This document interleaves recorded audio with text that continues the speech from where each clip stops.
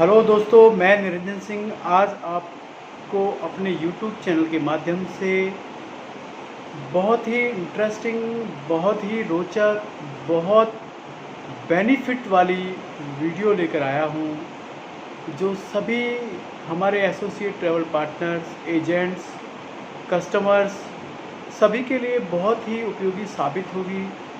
दोस्तों, जैसा कि कोरोना वायरस काल में मंदी का दौर है, ऑल ओवर वर्ल्ड में सभी जगह मंदी है, तो जो हमारा टूरिज़्म जगत है, जो हमारी ट्रैवल इंडस्ट्रीज है, वो बिल्कुल ग्राउंड टू अर्थ यानी कि बिल्कुल ज़ीरो है। इस समय मार्केट में बिल्कुल भी काम नहीं है। एम्बेसी से लेकर के ministry, apostilles, visa sections, VFS, insurance company, airlines, ये सब बहुत ही मंदी के दौर से गुजर रही हैं। तो दोस्तों, कई सारे दोस्तों ने हमसे व्यक्तिगत कहा है कि दोस्तों, आप YouTube चैनल पर सभी ट्रैवल एजेंट, सभी कस्टमर्स, सभी क्लाइंट्स जो आपके चैनल से जुड़े हुए हैं, यानी कि जो मेरे व्यूवर्स हैं, जो मेरे फॉलोअर्स हैं, जो मेरे YouTube चैनल से जुड़े हुए हैं, मैं आज उन सभी साथियों के लिए बहुत ही उपयोगी वीडियो लेकर आया हूँ, जो मैं आपको अपलोड करूँगा। थोड़ा वीडियो लंबी हो सकती है, 10 से 15 मिनट की हो सकती है, तो दोस्तों इसको ज़रूर देखिएगा, क्योंकि ये वीडियो आपको बहुत ही उपयोगी साबित होने वाली है। दोस्तों, पूरी दुनिया में मंदी की मार है, तो हमारे सभी साथियों को ये मेरा संदेश है यूट्यूब चैनल के माध्यम से कि अपना पेशेंस लेवल बनाए रखें। मैं ये कहना चाहूँगा कि समय समय पर मैं अपलोड करता रहता हूँ वीडियोस जो कि एम्बेसी से रिलेटेड होती हैं, वीज़ा से रिलेटेड होती हैं।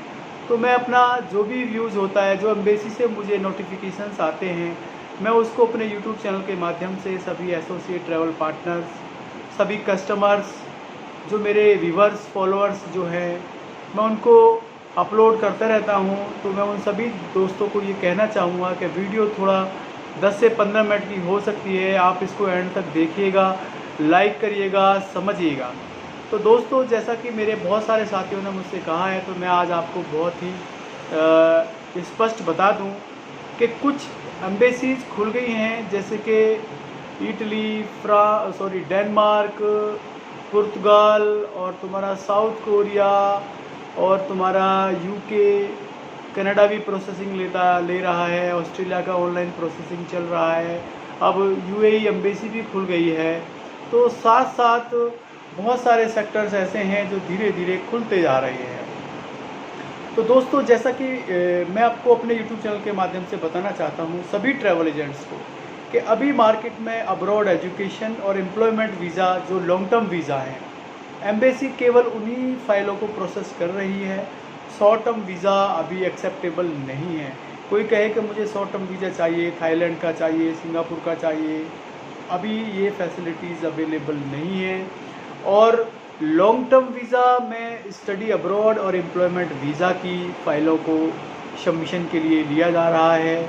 जिन लोगों का 27 मार्च से पहले का वीज़ा ऑलरेडी प्रोसेस था, एम्बेसीज़ में ऑन होल्ड है, जैसे कि बहुत सारे लोगों का क्वेश्चन आ रहा है, बहुत सारे लोग पुटअप कर रहे हैं कि जी रोमानिया में हमारी एप्लीकेशन सबमिशन हो चुकी है, आज तक अपडेट नहीं आया है। तो मैं आप सभी साथियों को ये बता दूं कि जो 27 मार्च लॉकडाउन से पहले के वीज़ा प्रोसेसिंग फाइल्स एम्बेसीज़ में पड़ी हुई है, रोमानिया एम्बेसी में हो, या बेलारूस में हो, या डेनमार्क में हो, या इटली में हो, जिस भी कंट्री में आपकी फ़ाइल प्रोसेस है या आपका डॉक्यूमेंट सबमिट है, उस पर लॉन्ग टर्म वीज़ा अगर आपका सबमिट है, तो उस एम्बेसी ने आपकी उस फाइल को रिमार्क्स कर दिया है कि आप अपने एम्प्लॉयर से, या आप अपने स्टूडेंट वीज़ा है तो आप अपनी यूनिवर्सिटी से आप अपना एक प्रपोजल लेटर लेकर के आप अपने वीज़ा को एक्सटेंड करा करके, रिन्यूअल करा करके आप फ़्लाइट ले सकते हैं। अगर आपको ये बात मेरी समझ में ना आई हो, तो मैं आपको फिर दोबारा से विस्तृत जानकारी के साथ बता दूं कि एम्बेसी केवल शॉर्ट टर्म वीज़ा के लिए काम नहीं कर रही है। केवल लॉन्ग टर्म वीज़ा, जिसे हम एम्प्लॉयमेंट या डी कैटेगरी या स्टडी वीज़ा बोलते हैं, उन्हीं फाइलों को प्रोसेस में ले रही हैं। उन्हीं वीज़ाओं को जो रिजेक्ट हो गए हैं, जो होल्ड हो गए हैं, जिनकी डेट ऑफ ट्रैवल एक्सपायर हो गई है, जिनका वीज़ा पीरियड 90 डेज़ का था वो एक्सपायर हो गया है, तो एम्बेसी ने क्लियर वर्डों में ये लिख दिया है, रिमार्क्स कर दिया है कि अगर आप एम्प्लॉयर हैं, एम्प्लॉयमेंट वीज़ा के लिए अप्लाई कर चुके हैं तो आप अपने एम्प्लॉयर से बात करिएगा। अगर आप स्टूडेंट वीज़ा हैं तो आप अपने यूनिवर्सिटी से बात करिएगा। वो रिन्यूअल करने के लिए एक एक्सेप्टेंस लेटर और यूनिवर्सिटी का एक ऑफ़र लेटर जिसे कहते हैं कि भाई वीज़ा एक्सटेंशन के लिए जो मेल किया जाता है, आप उसको एम्बेसी के लिए यूनिवर्सिटी से लिखवा करके फॉरवर्ड कर सकते हैं। अगर आप एम्प्लॉयमेंट की बात करते हैं तो आप अपने एम्प्लॉयर से ये लेटर लिखवा करके आप एम्बेसी को रिमार्क्स कर सकते हैं। आपका वीज़ा एक्सटेंड कर दिया जाएगा। आप 90 डेज़ के अंदर आप फ़्लाइट ले सकते हैं। सितंबर में ऑलमोस्ट कुछ एयरलाइंस सेक्टर्स खोल दिए जाएंगे जहां पर कोरोना वायरस की रिपोर्ट निल है। तो दोस्तों, मैं आज आप सभी साथियों को अपने YouTube चैनल के माध्यम से ये बताना चाहता हूँ कि पेशेंस लेवल रखें। अगर आपका एम्प्लॉयमेंट वीज़ा है या स्टडी वीज़ा है तो आप घबराएं नहीं, आप अपनी यूनिवर्सिटी के साथ कांटेक्ट में रहें, क्योंकि ऑल ओवर द वर्ल्ड में ये महामारी पेंडेमिक चल रही है। सभी जगह ऑनलाइन क्लासेस का प्रपोजल्स है। तो जैसे यूनिवर्सिटी अगर आपको ऑफ़र लेटर या एक्सटेंशन लेटर देती है, आप एम्बेसी से बात कर सकते हैं।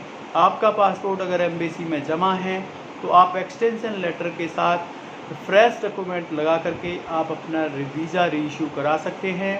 और अगर आप एम्प्लॉयमेंट वीज़ा की बात करते हैं तो आप अपने एम्प्लॉयर से बात करिएगा कि क्या रिक्वायरमेंट अभी अवेलेबल है, क्या मैं अपना वीज़ा एक्सटेंशन के लिए आपसे लेटर ले सकता हूँ।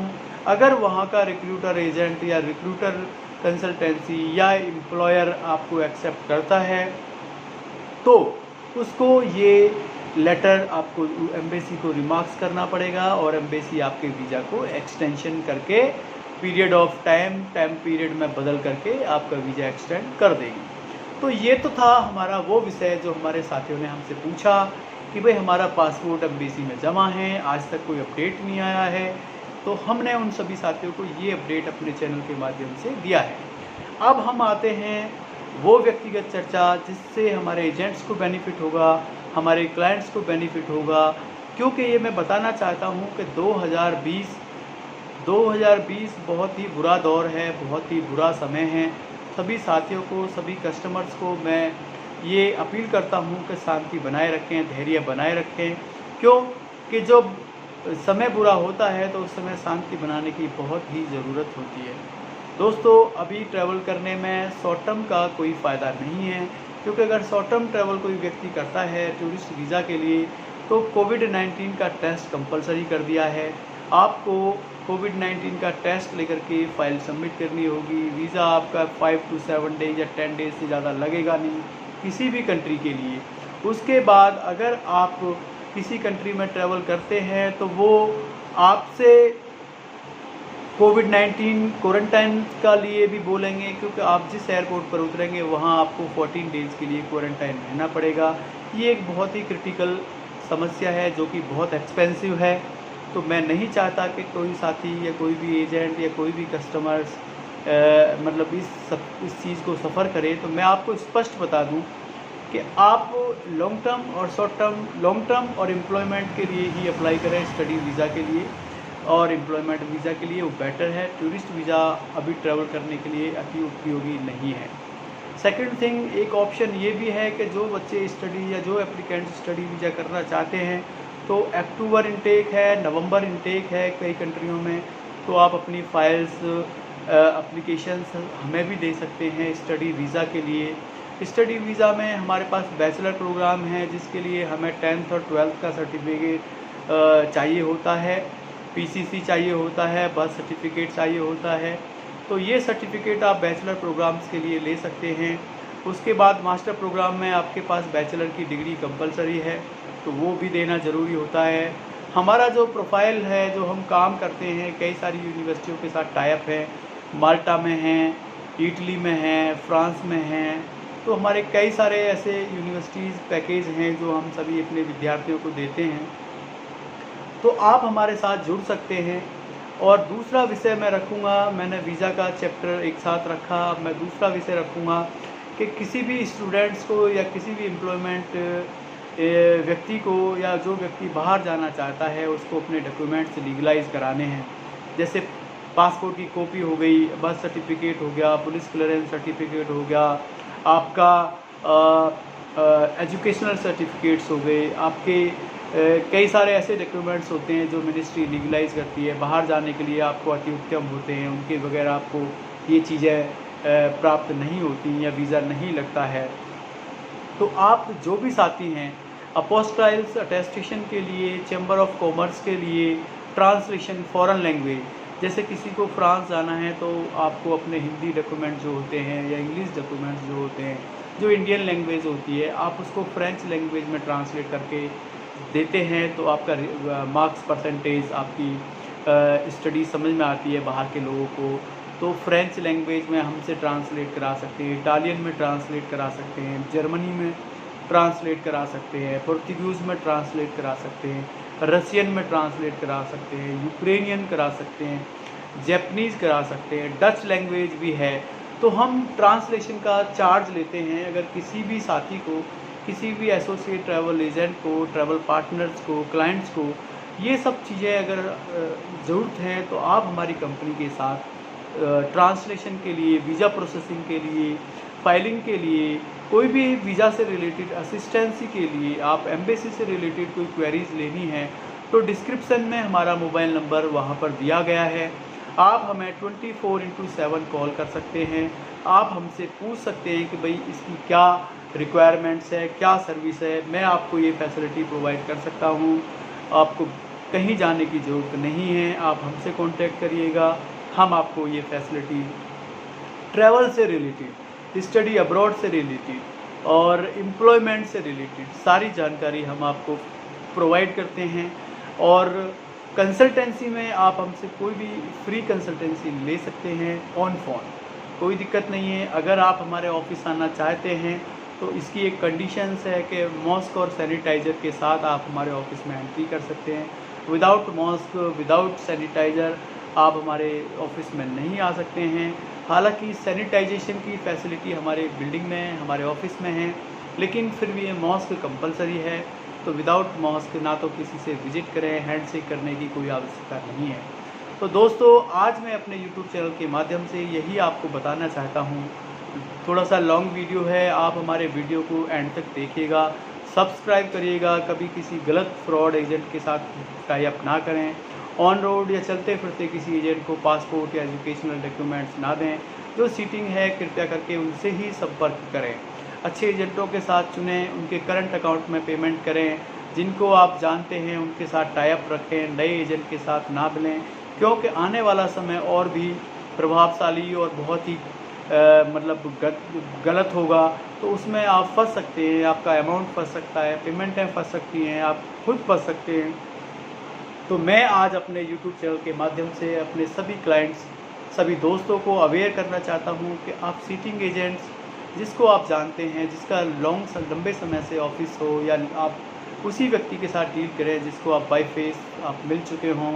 ऑन रोड चलते फिरते एजेंट को कोई डॉक्यूमेंट्स, एजुकेशनल, पासपोर्ट, वीज़ा के लिए फ़ाइल कृपया करके ना दें। उसके पर्सनल अकाउंट में पेमेंट ट्रांसफ़र ना करें जिसको आप जानते ही ना हो, क्योंकि आने वाला समय बहुत ही ज़्यादा बेहद संगीन, बहुत ही गंभीर होगा। क्योंकि अभी हमारी जो इकनॉमी है, पूरे वर्ल्ड की जो इकनॉमी है वो बहुत ही ज़ीरो है। तो प्लीज़ ये मैं आपको अपने यूट्यूब चैनल के माध्यम से संदेश दे रहा हूँ। दोस्तों, एंड तक देखिएगा वीडियो, सब्सक्राइब करिएगा अगर आप हमारे चैनल के लिए नए हैं, या आपको पहली बार आप हमारा चैनल देख रहे हैं तो अपने साथियों को फॉरवर्ड करिएगा। अगर वीडियो अच्छा लगे तो लाइक करिएगा दोस्तों, क्योंकि मैं जो रिपोर्ट दे रहा हूँ वो बिल्कुल सटीक है। सितंबर तक आपको कहीं पर भी कोई रिस्क नहीं लेना है, क्योंकि फ़्लाइट्स भी ऑलमोस्ट सितंबर में ही चालू होंगी। तो कृपया करके शांति बनाए रखिएगा। लॉन्ग टर्म और स्टडी वीज़ा और टूरिस्ट वीज़ा, किसी भी वीज़ा के पर्पज़ से या मिनिस्ट्री से रिलेटेड कोई डॉक्यूमेंट्स अटेस्टेशन कराना है, अपोस्टाइल्स कराना है, लीगलाइजेशन कराना है, पटियाला हाउस कराना है, ट्रांसलेट कराना है, कोई भी वीज़ा से रिलेटेड, कोई भी स्टडी अब्रॉड से रिलेटेड, एम्प्लॉयमेंट से रिलेटेड आपको कोई क्वेरी चाहिए तो आप हमारे साथ संपर्क कर सकते हैं। जय हिंद, जय दोस्तों, जय भारत।